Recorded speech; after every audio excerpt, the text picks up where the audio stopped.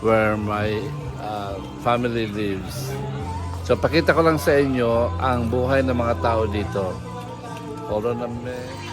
Ayan, dito lang sila nag-i-standby. Ito lang kami, nakatambay. Si Olongapo Youth Filmmaker, Kasi EJ High. lahing Pinoy. Nanginit ngayon guys.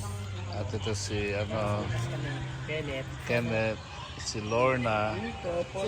Oh. May namatay dito kasi. Kaya mayroong mga naglalamay. Ayan dyan oh.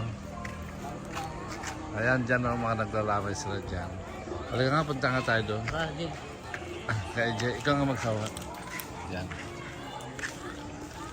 Ayan guys, may mga naglalamay dito sa aming kalsada. Yan. Kaya, tingnan natin.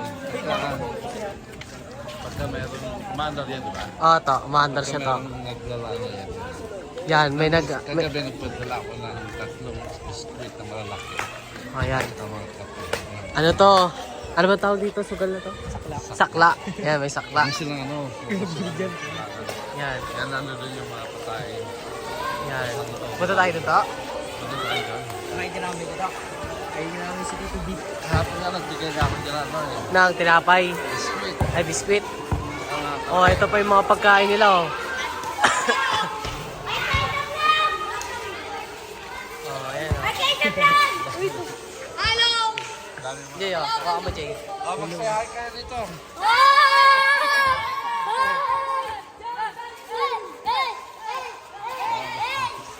1 minute to siya eh. Ayan na. 1 minute. Sige pa. Tutuloy lang natin. Hindi namin si Tito. Oh, balik na daw kami. Oh, balik na daw kami. Balik na kami. Lalagyan na. Naka-cinematic kasi siya eh oh. Oh, hayaan mo ganyan. Oh, ito kami oh. Ayun oh.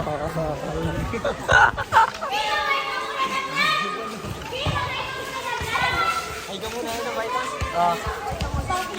Si Tito Nakita Vic. na, ayan o. Oh.